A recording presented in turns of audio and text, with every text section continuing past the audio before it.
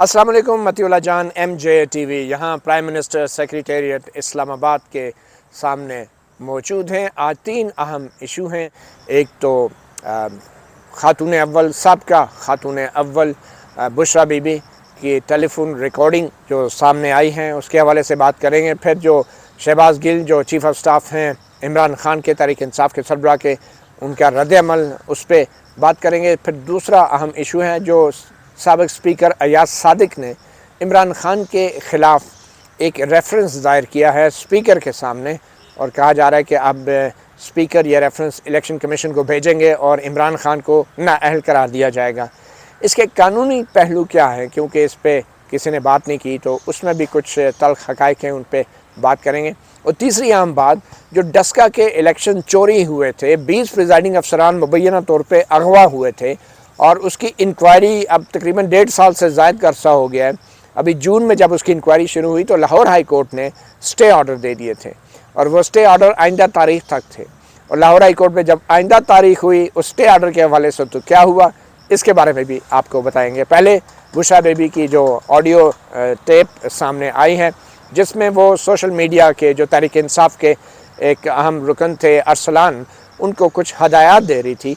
कि गद्दारी का एक तमगा पहना दिया जाए उन लोगों को कि जो फराह गोगी के बारे में बात करते हैं और इमरान खान को और फराह गोगी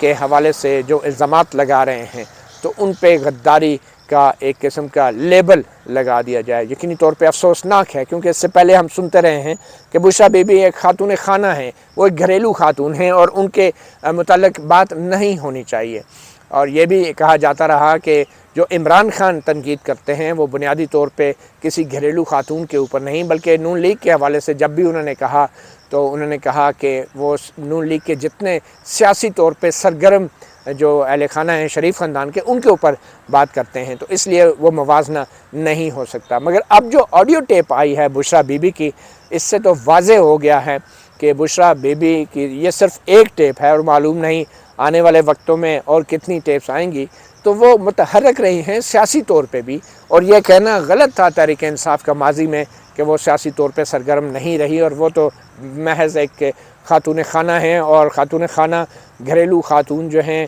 उनके बारे में यही है कि वो सिर्फ किचन में खाना पकाना जानती हैं, वो कुकिंग करती हैं। मगर ये जो जिस किस्म की हंडिया बुशरा बीबी तैयार कर रही थी, अब उसकी ऑडियो टेप जो सामने आई है उसके बाद यकीनी तौर पे बुशरा बीबी को इस ऑडियो टेप का जवाब ज़रूर देना होगा, क्योंकि मतज़ाद बातें आ रही हैं। शहबाज गिल कहते हैं यह ऑडियो टेप जाली है,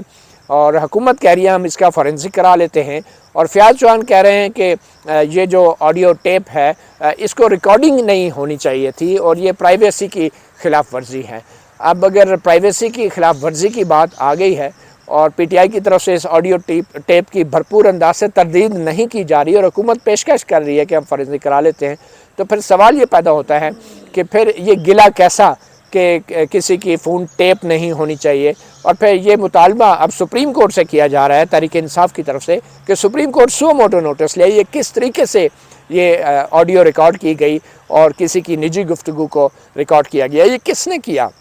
हम सब जानते हैं कि हमारे मुल्क में जो वीडियो टेपें बनती हैं या जो ऑडियो टेप खुफिया तौर पे रिकॉर्ड होती हैं वो कौन करता है। वीडियो टेप तो शायद कहीं भी कोई भी कर सकता है, मगर पहला इल्ज़ाम इंटेलिजेंस एजेंसियों पे जाता है।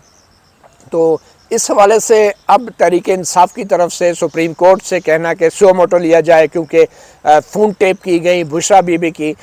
ये बनता इसलिए नहीं है कि ख़ुद इमरान खान फ़ोन टेपिंग की हिमायत कर चुके हैं। जी हाँ, आपको शायद यकीन ना आए, मगर बतौर वज़ीर आज़म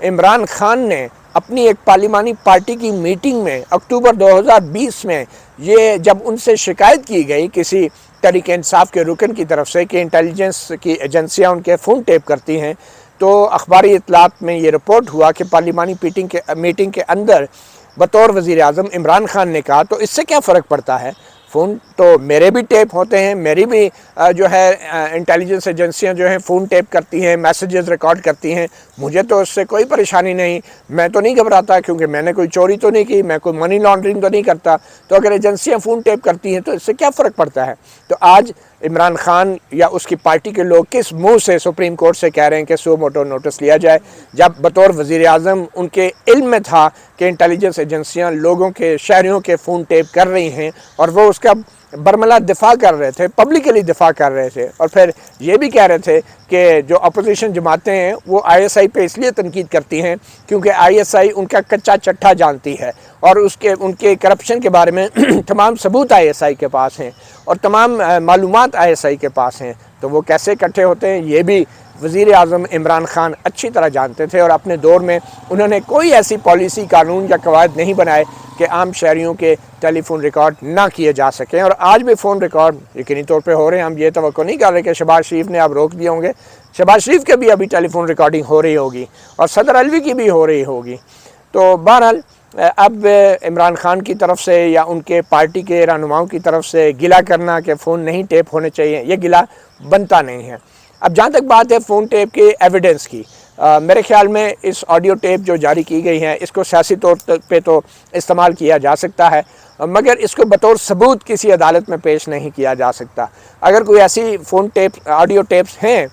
کہ جس میں کوئی بھی کرپشن کی بات ہو رہی ہے یا کوئی کرپشن کے حوالے سے ثبوت ہے، تو بھی اس کو کسی عدالت میں پیش کر کے کسی بھی ملزم کو سزا دلوانا مشکل ہوگا۔ خاص طور پہ چیف جسٹس آصف سعید خان کھوسہ نے، آپ کو یاد ہوگا، ماضی میں ایک فیصلہ دیا تھا کہ جو آڈیو اور ویڈیو ٹیپس ہوں گی ان کو عدالت میں پیش کرنے کا ایک بڑا کڑا معیار ہے، اور وہ کڑا معیار چیف جسٹس آصف سعید کھوسہ اس لیے مقرر کر گئے، جاتے جاتے چھلانگ مار کے ایک بنے بنائے بینچ کے اندر خود سے آ گئے تھے، اور پھر انہوں نے وہ فیصلہ لکھا تھا، اور وہ تھا جناب آڈیو اور ویڈیو کا جب سکینڈل آیا تھا، احتساب عدالت کے جج ارشد ملک کی ایک ویڈیو آئی تھی، اس میں ارشد ملک جو ہیں وہ ناصر بٹ نون لیگ والے سے یہ اعتراف کر رہے تھے کہ ان کی کوئی ملتان کی 2002-04 کی ویڈیو، ننگی ویڈیو دکھا کے ان سے شریف خاندان کے خلاف فیصلے لیے گئے تھے۔ تو اس ویڈیو کے آنے کے بعد چیف جسٹس آصف سعید کھوسہ کو یہ فکر پڑ گئی کہ میں نے تو اسی پاناما کیس کے اندر بغیر ٹرائل کے،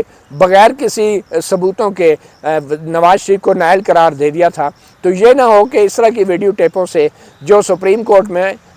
جسٹس آصف سعید کھوسہ نے اپنے اختلافی نوٹ میں نواز شریف کو نائل قرار دیا تھا بغیر ٹرائل کے، تو پھر تو سپریم کورٹ کی ساکھ بھی داؤ پہ لگ گئی تھی۔ تو چیف جسٹس آصف سعید کھوسہ نے فوری طور پہ ایک ایسا فیصلہ دیا کہ جس کے بعد وہ ویڈیو ارشد ملک کی بھی وہ کہیں اس قابل نہ رہی کہ اس کو پیش کیا جاتا، کیونکہ پھر اس سے پاناما کا کیس سننے والے سپریم کورٹ کے ججوں کی عزت داؤ پہ لگ جاتی اور ان کے فیصلے کی اصلیت بھی سامنے آ جاتی۔ تو اب جو بشریٰ بی بی کی آڈیو ٹیپ آئی ہے، اس آڈیو ٹیپ کو بھی کہیں بھی قانونی طور پہ استعمال کرنا شاید اتنا آسان نہیں ہوگا، اور شاید اسی لیے اس کو صرف میڈیا میں لایا جا رہا ہے، اور یہ آڈیو ٹیپ کے اوپر عمران خان اور ان کی پارٹی کا اعتراض بنتا نہیں ہے فون ٹیپنگ کے اوپر، کیونکہ عمران خان خود جو ہے اس فون ٹیپنگ کے بڑے حق میں رہے ہیں اور بڑے فخر سے کہتے تھے کہ میں کوئی کرپشن تو نہیں کر رہا کہ اگر ایسا ہی میرے فون ٹیپ کرے گی تو مجھے کوئی پریشانی ہوگی۔ اب دوسرا معاملہ ایاز صادق سابق سپیکر قومی اسمبلی کا ہے، جو یہ پریس کانفرنس کر رہے ہیں، بڑے دعوے سے کہہ رہے ہیں، ماشاءاللہ سے بڑے عرصہ سپیکر رہے ہیں قومی اسمبلی کے، کہ وہ ایک ریفرنس بھیج رہے ہیں سابق وزیر اعظم عمران خان کے خلاف۔ بظاہر وہ ریفرنس جو ہے وہ 62(1)(f) کے تحت ہے، جس میں کہا گیا ہے کہ کوئی بھی رکن قومی اسمبلی اگر وہ بے ایمانی کرتا ہے، وہ سگیشیس نہیں رہتا، ایماندار نہیں رہتا، امانت دار نہیں رہتا، تو پھر وہ نااہل ہوتا ہے اپنی اسمبلی کی سیٹ سے۔ تو عام طور پہ تو اس طرح کے الزام کسی عدالت میں لگ کے جب ثابت ہو جاتے ہیں اور کسی رکن اسمبلی کو، سیاستدان کو اگر جیل ہو جائے، سزا ہو جائے، جرمانہ ہو جائے، کنوکٹ ہو جائے، تو پھر اس کو نااہل قرار دے دیا جاتا ہے اس کی رکنیت سے، اسمبلی سے۔ مگر یہ عجیب سا ریفرنس ہے کہ یہ ریفرنس جو ہے یہ شکایت نیب نے نہیں کی، بلکہ ایک رکن قومی اسمبلی کر رہے ہیں، اور وہ بھی سپیکر کو کر رہے ہیں، اور آئین کے تحت سپیکر کے سامنے جب بھی کوئی ایسا سوال آتا ہے کہ کوئی رکن اسمبلی نااہل ہے یا نہیں، تو وہ سوال جو ہے وہ پھر سپیکر اس پہ فیصلہ دیتا ہے 30 دن کے اندر، اور اگر وہ 30 دن کے اندر فیصلہ نہ دے تو یہ معاملہ از خود آٹومیٹیکلی الیکشن کمیشن کے پاس چلا جاتا ہے، جس نے 90 دن کے اندر تمام فریقین کو سن کے ایک فیصلہ دینا ہوتا ہے۔ اب عمران خان کے اوپر بھی بظاہر یہ الزام ہے کہ وہ ایماندار نہیں ہیں، وہ سگیشیس نہیں ہیں، امانت دار نہیں ہیں، وہ ڈس آنیسٹ ہیں، اس لیے ان کو نائل قرار دیا جائے، اور خاص طور پہ یہ بھی الزام ہے کہ وہ اداروں کے اوپر حملہ کر رہے ہیں۔ اب اگر اسپیکر جو ہے عمران خان کا یہ ریفرنس الیکشن کمیشن کو بھیجتا ہے تو بنیادی طور پہ جو آئین کی جو منشا ہے، جو بطور کورٹ رپورٹر ہم نے بھی دیکھا اور عدالتوں کے فیصلے بھی ہیں، جب تک کسی عدالت کا یہ فیصلہ نہ آ جائے کہ کوئی شخص مجرم ہے یا اس کو سزا نہ ہو جائے تو آپ کسی رکن اسمبلی کو نائل قرار نہیں دے سکتے۔ خاص طور پہ 62(1)(f) کے حوالے سے کوئی کورٹ آف لا، کوئی ٹرائل کورٹ، کوئی عدالت جو سزا دینے کا اختیار رکھتی ہے، جیل میں سزا دینے کا، جیل کرنے کا اختیار رکھتی ہے، جب تک وہ جیل کی سزا دینے کا اختیار رکھنے والی عدالت کسی رکن اسمبلی کو سزا نہ سنا دے تو وہ رکن اسمبلی نائل نہیں ہو سکتا۔ اس لیے عمران خان کے خلاف یہ جو ایاز صادق صاحب سابق اسپیکر اب ریفرنس اسپیکر کو بھیج رہے ہیں اور اسپیکر الیکشن کمیشن کو بھیجے گا،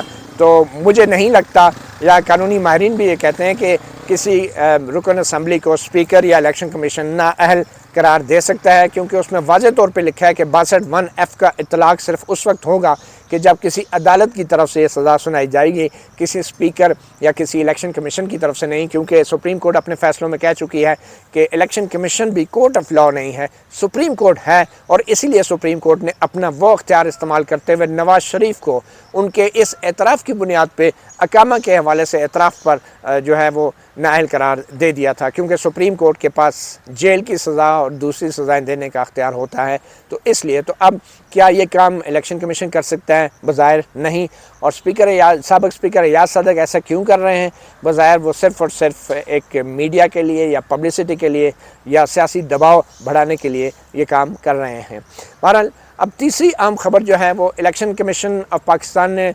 جو